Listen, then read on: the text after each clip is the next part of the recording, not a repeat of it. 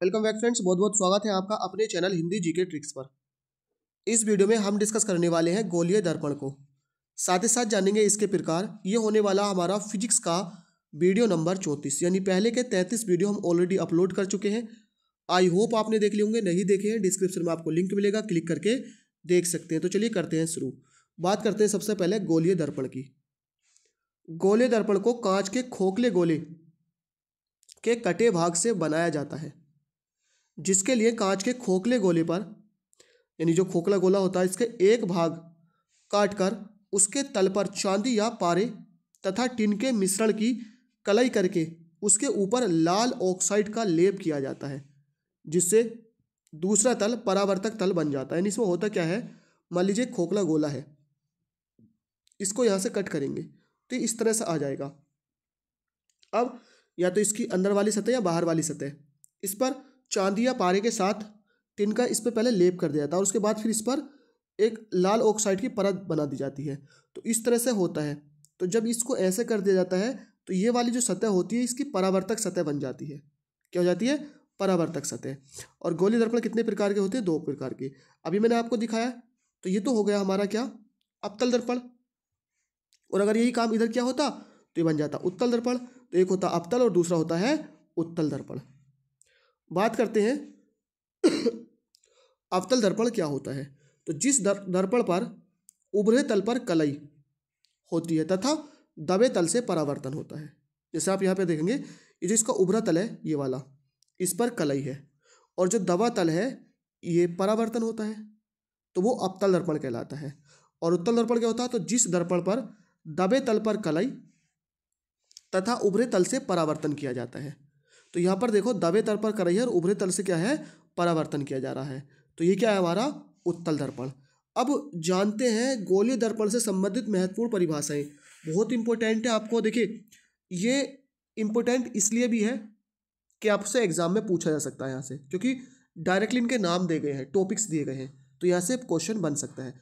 दूसरा इंपॉर्टेंट इसलिए भी है कि जो इमेज बनेगी, जो इनके द्वारा दर्पण के द्वारा प्रतिबिंब बनेगा, तो उसके लिए अगर आप रटना चाहते हैं तो कोई बात ही नहीं है। लेकिन अगर आप समझना चाहते हैं तो समझने के लिए आपको इनके बारे में जानकारी होना बहुत ही ज़्यादा जरूरी है।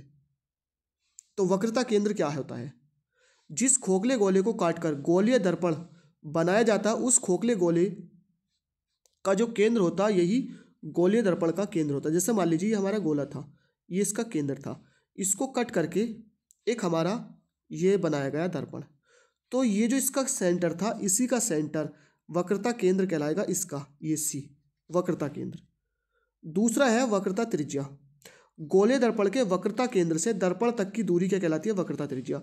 यानी ये इसका वक्रता केंद्र, इसे सी से लिखते हैं, और यहाँ तक की जो दूरी होगी क्या कहलाएगी? वक्रता त्रिज्या कहलाएगी। तीसरा है ध्रुव, इसको लिखते हैं पी से, यानी कि पोल। दर्पण के द्वारक के मध्य बिंदु को उसका ध्रुव कहते हैं। जैसे ये हो गया हमारा, तो ध्यान रखना ये तो सी हो गया, यहाँ से यहाँ तक की दूरी क्या हो गई? वक्रता त्रिज्या आर हो गई। और इसका जो ये होगा,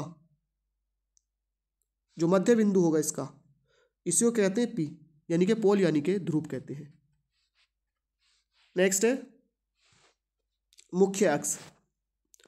दर्पण के ध्रुव पी व वक्रता केंद्र सी को मिलाने वाली काल्पनिक रेखा मुख्य अक्ष कहलाती है। यानी कि ये हमारा ध्रुव हो गया, ये हमारा वक्रता केंद्र, इसको जो मिलाने वाली रेखा होगी ये कहलाएगा मुख्य अक्ष।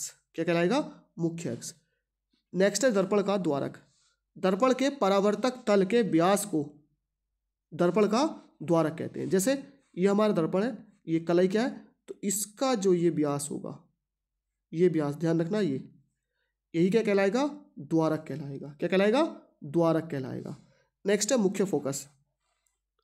मुख्य अक्ष के समांतर आने वाली प्रकाश किरणें दर्पण से परावर्तन के बाद मुख्य अक्ष को जिस बिंदु पर मिलती है या मिलती हुई प्रतीत होती है उसे मुख्य फोकस कहते हैं। जैसे ये है, तो ये हमारा मुख्य अक्ष था। अब यहाँ से ये कोई प्रकाश किरण आ रही है, परावर्तन के बाद मान लीजिए ये यहाँ से निकली, तो ये जहाँ पर मिली इसी को मुख्य फोकस कहेंगे। ये हमारा पी होता है और ये हमारा सी वक्रता केंद्र होता है। मुख्य फोकस, ध्रुव और ये वक्रता केंद्र। नेक्स्ट है फोकस। दर्पण के ध्रुव से मुख्य फोकस तक की दूरी क्या कहलाती है? मुख्य फोकस कहलाती है। यानी ध्रुव पी से ये हमारा मुख्य अक्ष हो गया, ये हमारा एफ हो गया, ये हमारा सी हो गया। तो सी से पी तक की दूरी क्या कहलाएगी? वक्रता के यानी वक्रता त्रिज्या, और एफ से यहाँ तक की कहलाएगी फोकस दूरी।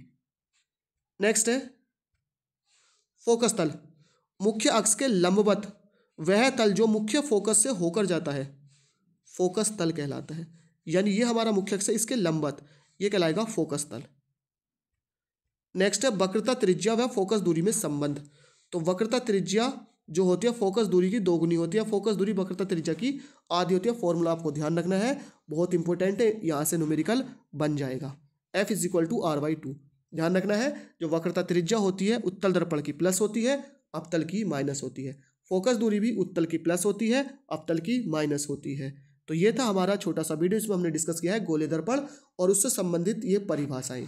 तो आई होप वीडियो पसंद आया हो, लाइक शेयर करना ना भूलें। थैंक यू फॉर वॉचिंग, मिलते हैं नेक्स्ट वीडियो में।